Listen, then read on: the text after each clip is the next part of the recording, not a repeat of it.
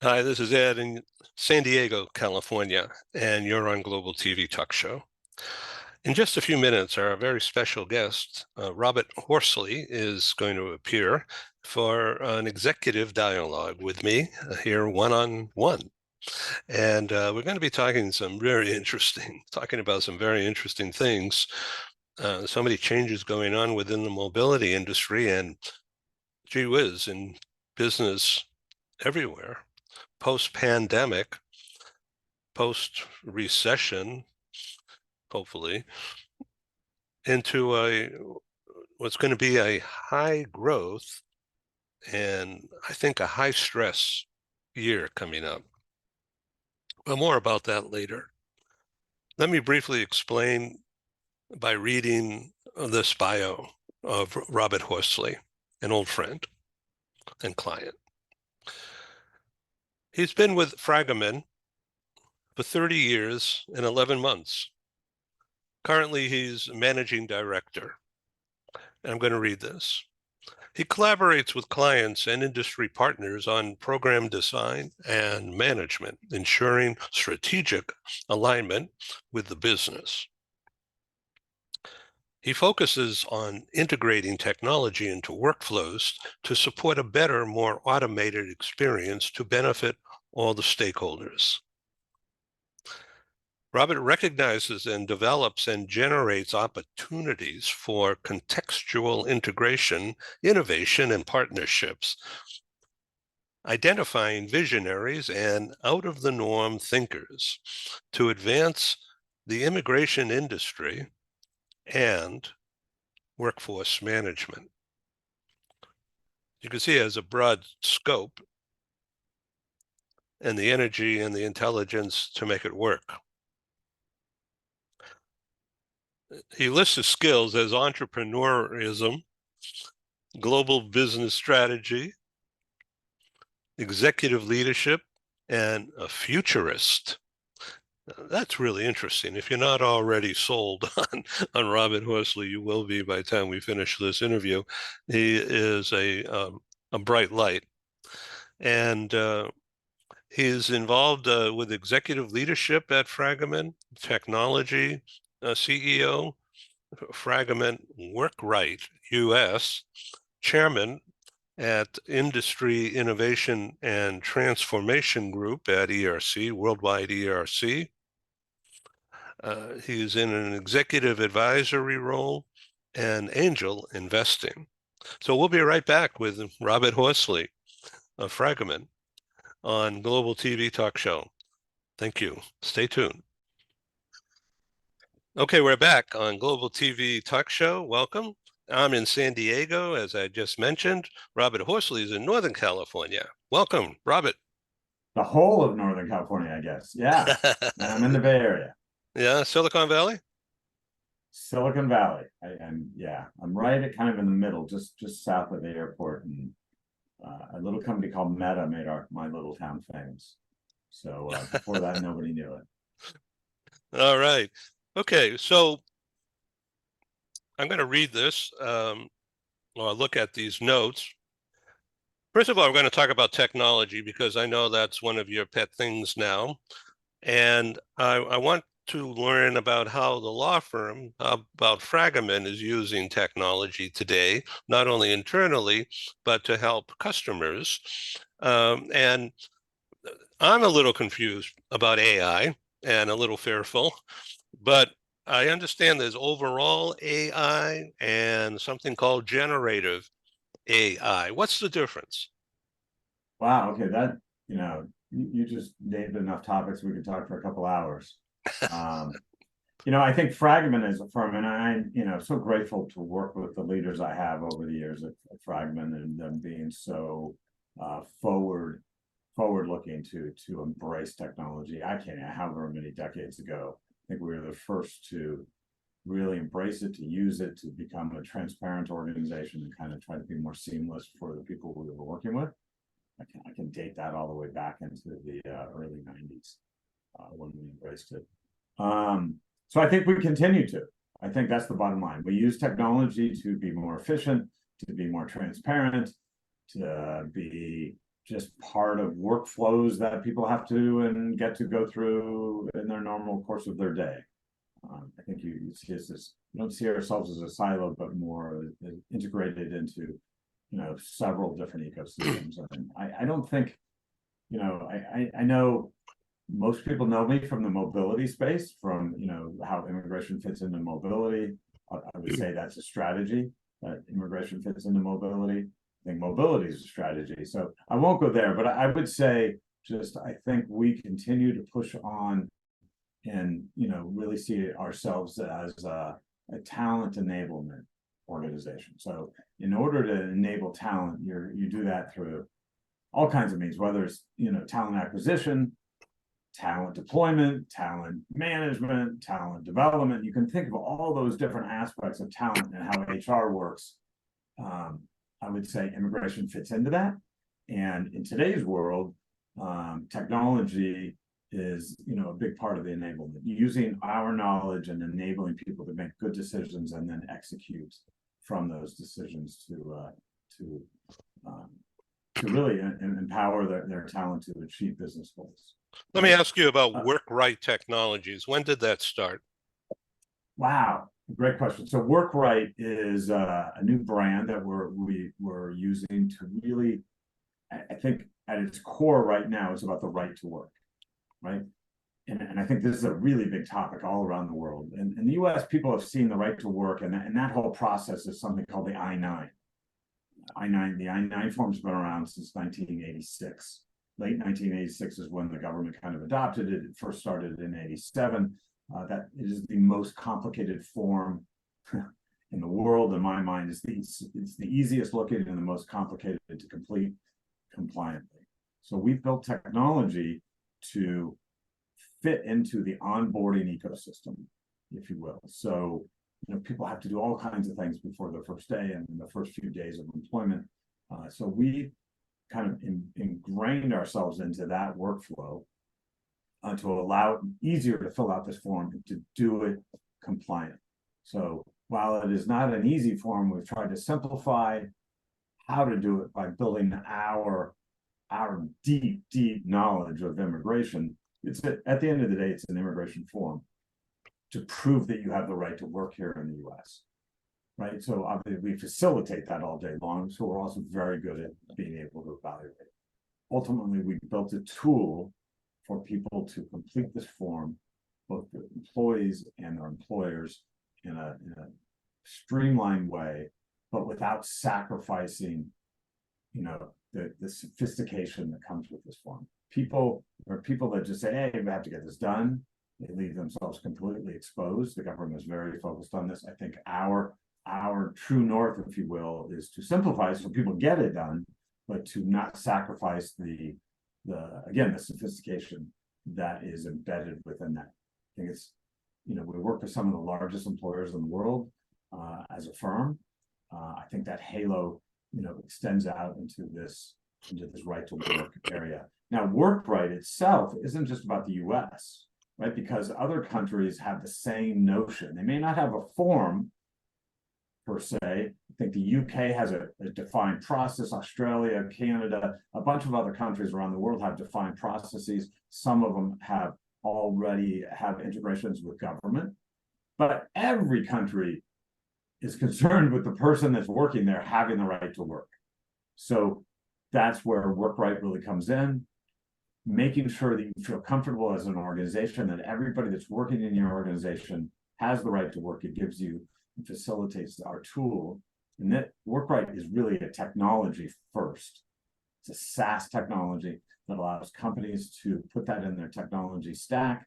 And obviously we can support it, with all kinds of services around it, but it's technology first. So let me ask you about the phrase you've used several times here, right to work.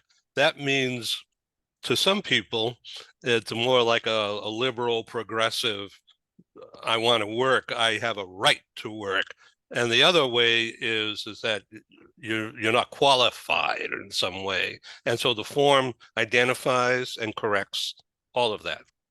Is that correct? The form is to identify and document, right? The Okay. form or the process is to understand what it is to have the right to work in any particular country for any particular individual, and to document that so the company can show that they have hired people that have the right to work.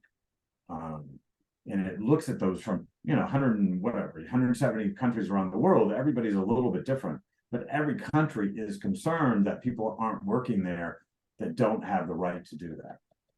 Now that could be facilitated through a work visa, a business visa, just through their natural citizenship. There are all kinds of ways to do it, and there are all kinds of different, so that's what makes it complicated. And different in every country. But the one thing that's consistent is every country cares that if you're working there, you have the correct authorization to do so. So I want to expand this a little bit to global HR policies and practices. I was reading recently that they are to help companies attract, retain, and develop talent, global HR policies.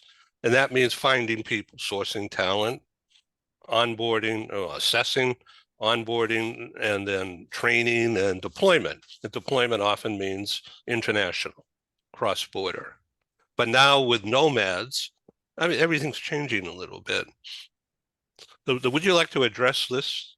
Work Well, from I mean, I don't think there's anything new about a policy that the companies that need people, right? Again, talent enablement. I'm gonna call that the halo, right? And whether you're trying to attract people, not for attracting people's sake, but attract the people that you need as an organization to drive business goals and strategy, right? You need to have the right people to do that. That's the CEO's job, right?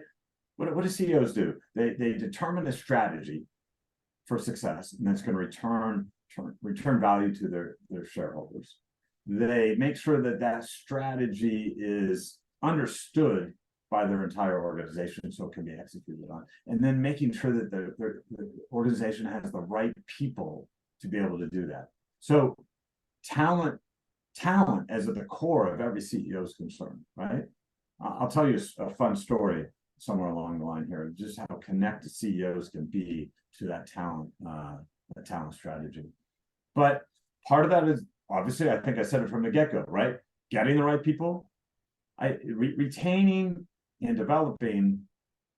I would say again, TA. So it's a really every organization has a talent acquisition organization, right? Every organization has some kind of talent management and talent development piece to it. I think immigration, the tip of that, and mobility as a broader concept play right into that. And then talent deployment, I would say that is the delivering a product, the delivering of a service. So you're deploying people to get something done. You may be moving them around the world or letting them work around the world to manage and to develop them. The talent deployment, I would say, is somebody has to be somewhere to get something done. That is probably more customer facing. Does that make sense? So yeah, okay, never before is it more vibrant because of how borders and became a little bit more ambiguous during COVID, I would say, or at least sped everything up by a decade. And ambiguity as to where you could do your job. It didn't really change the landscape on having the permission to do those things, but it made it much easier to do, in all different places around the world. So let me just throw an off the wall question here to you. Please. Okay, well, good. So international mobility or international talent, global talent can, well, I mean, I'm getting lost in my own head here. So let me find a pathway out of my head and just say that yesterday I produced a show and I was talking to someone in Portugal.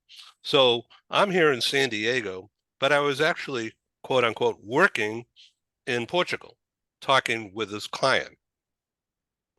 I was doing things with this client. She is in Portugal. I'm in San Diego, and I'm using Zoom. So will I be taxed? I know you're not a tax expert, but illegal, so what is my status? How is that okay? Is that kosher? And these are the things that are all being worked out, right? probably in that 1-to-1. I don't want to say something's legal or not legal. I want to stay away from that because I think there's ambiguity in there right now. But productive employment really means you're delivering something, right, for the benefit that is in that organization in a specific country. I don't know if that's a legal term of art. That's kind of the way I see it in my head, at least. But yeah, I think countries are saying, hey, if you're here working, you're on the ground here and doing something that's productive to your organization, you should have the ability to work here. I think countries are just like everything, right, that's changed in the last decade. I think organizations are trying to figure out how to enable talent to, I mean, there's a whole generation of people that don't want to just work and live and I mean, they are more nomadic by design, right? By their thinking. So if that's the case, I you know, people would laugh. I call it gravity, right?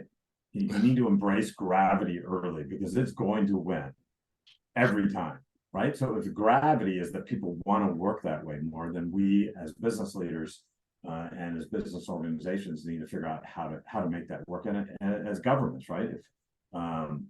I don't think we're that far into that yet.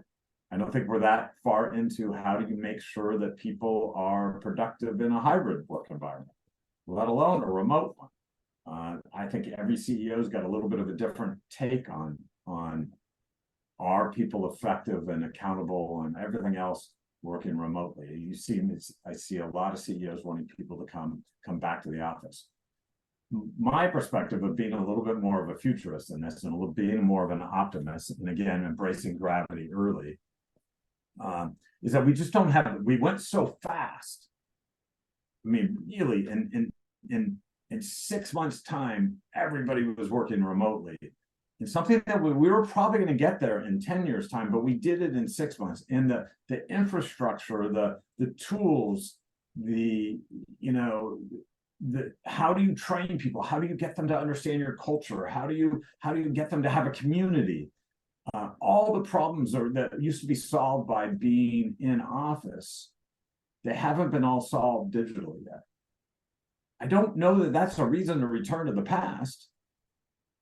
I think what it does is create tremendous opportunity for people and organizations and technologies and visionaries to come up with frameworks that provide for that.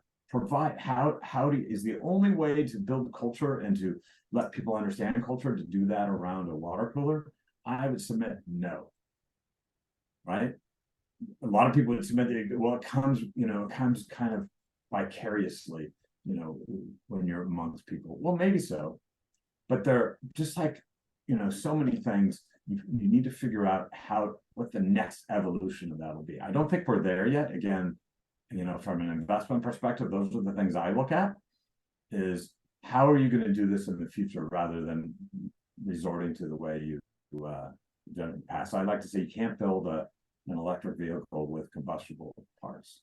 So if we're headed towards more advancement, don't try to do that, with things from the past. Well, thank you, because that's on President Biden's table right now with the AI thing that's going on in Washington right now, and even Elon Musk is signed on for some regulation of some kind.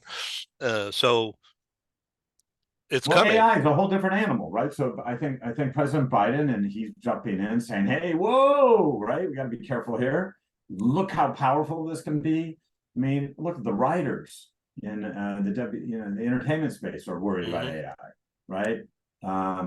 AI is really powerful. It can really mean the advancement of so much that we actually don't want to do as a society, or don't want to do with people, to do routine and things. But just like, I always go back to the store when the first cars came out, they were running over horses and killing people. It didn't stop them, right?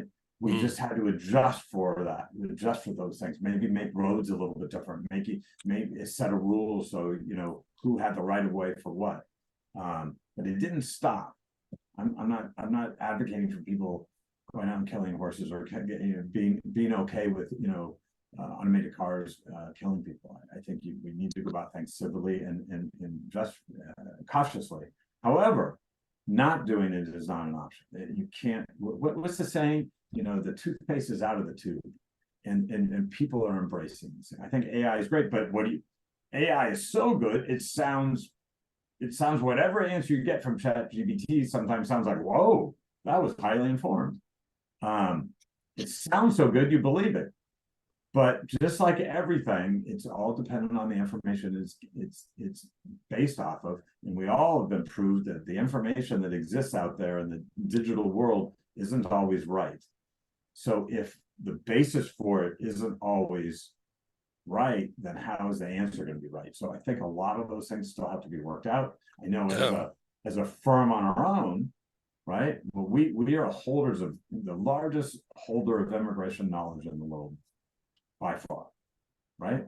So I think one of the things we know is that if some kind of AI engine could tap into our community of knowledge, well, then it's pretty reliable, right? If AI is giving you an answer, ChatGPT is just looking at our knowledge, well, it's pretty reliable, rather than looking at the entire universe, what anybody and everybody has had to say. So that's part of, you know, the next evolution, I think, is how do you become more, how do you feel better? How do you feel more secure? How can you rely on the information it's getting? How are you stress testing it to make sure it's the answer that's real? Let's go back to the movie 2001 and HAL, the big computer. Okay, so you're gonna go beyond me because I never saw the movie. Don't tell anybody. Once movies become so popular, somehow I resist them. Sorry about that. Okay, I am a believer in the future, but you know, don't go on, you know, Space Odyssey for me. So we have a guest in the background who's has chosen to remain silent. Anita, do you remember seeing 2001 and the last scene in the movie when the computer, HAL, said, well, you didn't prompt me right or something. It's your fault, not mine, or something like that. And so that's what all the AI worry is about, that the computer will get, AI will get too big, too important. Minority Report's another good movie, right? It was essentially using AI to predict, you know, an incident that could potentially be, you know, stopped if Tom Cruise get there quick enough. Tom Cruise is the latest Mission Impossible was all about AI is the evil adversary in the movie. I read about it, but I didn't see it yet. Yeah. Okay, that's a good one to see. It's a fun movie. Yeah. So how do you like that stunt that he did, jumping off the cliff with a parachute? I'm a fan. I went to see it on the big screen. That was cool. It definitely keeps your attention. It is fast paced. But I think the real takeaway is, wow, AI was the enemy. I think Elon Musk would tell you to a certain extent, AI can be an enemy. He's been warning against it for a long time. At the same time, he was at the very forefront. A lot of people don't know that he helped found OpenAI, the company that's behind ChatGPT. He got out several years ago, and I think he's busy doing it again. What an individual. He has, talk about a visionary that executes, right? Now, a lot of people have an opinion on him, like a lot of outrageous people, and kind of how he's been so outspoken about things. But let's go back. PayPal changed the way we did, you know, fintech in a lot of ways, right? Tesla. Has anything changed the world so quickly? At least here in Northern California, and we're a bit of a unicorn, I guess. But you count when you're in your car, count how many Teslas drive by you. More than any other car. Right. His Boring company, SpaceX. The people that work at SpaceX are huge Elon Musk believers on what he's been able to do there. Twitter, we'll see what happens. But what a brain he has. Now, just like he and Jobs and you can name all these really inventive guys, you know, they're somewhat crazy. What was that? The Apple campaign, the crazy ones, right? And I think there's something to that. You've got to be kind of crazy to be that inventive, but I've got a lot of time for Elon Musk. Maybe not in the way he presents everything, maybe not in the way he's as provocative as he is all the time, but I have a lot of time for listening to what he thinks. So have So you read that book, the new book by Isaacson? I have I'm not listening yet. to it right now. Oh, you're I'm listening to it. Oh, right that's now. interesting. Wow. Yeah, I didn't think of that. I'm a big Audible user. Yeah. Yeah, well, because you sit in traffic or you just walk around the I streets. tend to walk around doing whatever I'm doing. I have Yeah, that or a podcast in my ear most of the time. Big interesting. fan of Yeah, podcasts as well. yeah. How about that? So that's interesting because my tech partner, who's no longer with me, but who went on to bigger and better things, he set my TV show. He set it up through Zoom to to record the audio and then turn it into globalradiotalkshow.com. But I've been slow to adapt that. I've got them all Yeah. 750, and eventually I'll get them onto audio. He showed me how to do it, but I'm not a tech, so I'm all Well, thumbs. think of right now. There's technology out there that can, for this meeting. If we had a plan in this meeting, I've got a friend who started an AI company. That's a cool thing about living in Northern California. There's so much possible, and you hear about it so early. It would listen to this phone call, would summarize it for me. Right. So 5 minutes later, I'd get a notification and tell me what the to dos are from this call, what the basic premise was of the call, and a 10-point summary of it. AI listening can do that for you. So that's just another, I don't know if that's true AI, but it's, there's a lot that's possible. You can look at my calendar and tell me how many meetings I have come up, what I need to prepare for. It can take a lot of the busy work out of things. And from my perspective, I can use my brain because it can summarize things very, very quickly for me. It can focus me very quickly into what I need to think about. So I think it's a tremendous tool. If somebody asked me if I'd ever fly in a plane, I fly in planes quite a bit, as people know. Would I ever fly in a plane that was autopilot without pilots? No, not me. No. I need somebody up there that's got skin in the game. Yeah. But because I do think there's part of the world that is devious and is going to use all these tools and these great things that maybe not with the best of intentions.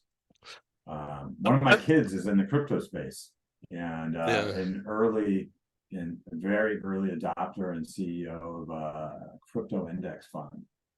And he's adamant, and I'm very proud of him because that he has done it the right way. He's taken the high road. It's made him go a little slower, but they've done it the right way and not cut all the corners. Anyway, there's a right way that you go about it for the greater good, and then you can kind of bank on it in a way. You're not always going to be successful because you do it that way, but we need more of that. So I'm all for the guardrails that need to be put in place for AI and for every other thing that we're doing, for immigration, for mobility, for nomadic work, for making sure people are accountable, and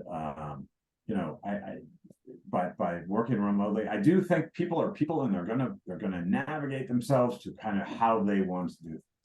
That's gravity. So how, as organizations, how can we put it together so they can be effective? People are going to self-choose whether, what's important to them. I want to work in an office or I want to work, remotely. People are going to make that choice. How do we, if talent, how are we going to enable talent to do that effectively? They're going to vote with their feet. We're going to vote with their effectiveness. So there's lots of opportunity to help solve for all that. As we come to a close here, the next few minutes, let's address the idea of employee engagement feedback for the middle managers. Somehow that has to be corrected so that people want to go back into an office and not feel as if they made a mistake by going back into the office because they can't stand that direct reporting manager. And yet they like the work and they like the company, but they can't stand their immediate supervisor or boss. And so that's driving, from what I've learned, that's driving a lot of the quit or wanting to work outside of the office. So my question is, can AI or something like that improve that relationship? Or is it still old-fashioned, one-on-one people training? I don't know that AI is going to fix that. I think the advancement in how people think and are more open-minded. You've got people that are quick to things and people that are slower to things. People go at their own pace, right? I've had to learn that I'm an early adopter, and to shove that down everybody else's throat, the speed at which I'll adopt things is not effective. You have to encourage and advocate, but that doesn't mean people are going to come along at your pace, right? I think the more people can learn about what it really takes to lead and what it really takes to manage and be great listeners. David Brooks has a brand new book out. If you know who he is. Yes, I like him. A great new book about how to listen better and how to. I'm not going to remember the name of the book, but it's a brand new book. It's really good. It's about really being a better listener, expanding your group of friends, expanding your group of colleagues. I'll look it up. Yeah, I think I've just started to listen to that too, just this week. But he's a great thinker and has a lot of good things to say in my mind. But I think it's more EQ. People need to be better listeners and have better EQ and a little bit more. Hey, listen, I've had to go through that. Be a better listener. Be better, at hearing what somebody and their perspective and why. But I don't think people aren't going back into the office because their middle manager is mean, or I think people aren't going back into the office because it's inconvenient and they prefer to be outside the office. Right. So where is the happy medium? How do you thread that needle? I don't have the answer. What I'm suggesting is that people aren't going back full time, at least now. So how do we take advantage of that? How do we give them what they want, and how does business make that effective for the business? If it, they're not binary in my mind. If business isn't going to fail, people aren't in the office. People aren't going to fail if they are in the office. So how do you meet everybody's needs? And that too will evolve. Who knows exactly where anybody tells you exactly how that's going to play out? I don't think probably shouldn't be telling you exactly how it's going to play out. But there's a guy from Silicon Valley. I think there's tremendous opportunity for people to help solve that issue for all sides of it. Thank you very much, Robert Horsley. I have one last question about an audience. The show is not rehearsed and not scripted. So, Robert, what about coaching assignees while they're on assignment? Mentoring, coaching assignees while they're on assignment so that they perform better, so that the family, if there is an accompanying family on assignment, that they're employed somehow doing something productive so that they don't make a mess of the assignee's job and concentration and therefore productivity and likelihood of failure. So coaching, mentoring an assignee will give a better employee experience, will be a duty to care, not duty of care, and then give that assignee a leg up or a chance to get a job utilizing the newly learned skills on the next assignment rather than quitting the company. I will tell you, I think, and I'm gonna have to zoom out for a minute. I think that more and more of this is a person's self-responsibility. That's not bad. But I think a person should be seeking that, and ultimately that is around community. That you've got a community that you can rely on, that you trust. Does that have to be within the organization? No. So I think the redefinition of a person's community is really important. I think we learned that again during COVID, where people that had a community outside of the office, if you will, fared So better than is those that didn't. the use So of that word, isn't that the same as a network, your network, as opposed to your community? Or do you mean the community of expats in the world? Help me out community. This is my situation. you define it. Uh-huh. I think network and community, network is a kind of a term of, you know, how everything fits together in your world. I think community, you've got your, you know, you could be part of all kinds of different communities that serve you different purposes. I would submit that community is vital to well-being, and that community shouldn't just be with your employer. And your employer, I think, and this is a little provocative, I think your employer can enable community, right? And can provide a sense of community, which will then probably help drive, you know, cultural, the dissemination of what the organization is all about. But I think community is the key to what you're talking about, a safe community where you can reach out and people can reach out to you to help you through those times that are difficult. That can, I think everybody having a coach is important. Find your coach within your community, whether that's a direct coach or, you know, my best coaches are my buddies from college that have been tremendously successful, have also failed, and, you know, we all help each other. And you have to have that trusted community. I shouldn't say there, but, you know, I've developed a community just with my kids, you know, friends, parents. That's another community. There are all kinds of communities. I've got community within the FRAGOMEN organization, community within the mobility space, community within the HR space, community from my kids' companies. You know, there are all these different, you know, disjointed but joined communities that that can really help you. You need to be open to communities. You need to help develop communities, not just for, I hear networking and I think of, you know, business development. I think community is all about self-worth, self-improvement, Good point. good well-being and things like that. You know, Yeah. I just got to the, you know, the David Brooks book. It's How to Know a Person, the Art of Seeing Others Deeply and Being Deeply Seen. That's Doesn't quite that a sound book cool? cover. Yeah. But how imperative, and I think what's great about David is that he looks back on his life and he's been so successful in being the journalist that he has, whether you agree with his politics or not. And I think he tries to stay somewhat neutral. He's a deep thinker and is definitely out there to help Yeah. his community. So community, big deal. It's a big deal. I think, and that's where a lot of organizations should be investing in community as part of what we talked about, that disconnect is right now. That is a great idea. And thank you, Robert Horsley, for being my special guest today on Global TV Talk Show. I really appreciate it.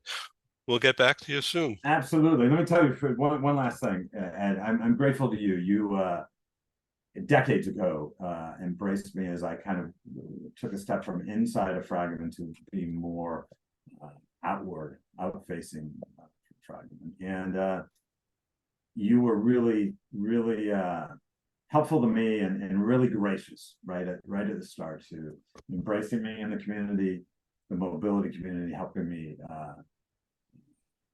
meet others and the like. And hopefully I paid that forward. But I want to, especially you and Michael Caden, and I can pin it all the way back to a meeting in Houston, Texas. So I think about it often. I just wanted to express that to you. I'm grateful for those days and for your generosity. And Yeah, happy thank you. to speak with you today. Yeah, peaks and valleys, and this is a peak for me, and it's a good time for that. So I thank you for meeting me here on the mountaintop. Fantastic. Okay. Be well, Ed. Thanks so much. Thank you. Bye-bye. Thank you. Bye-bye. Thanks.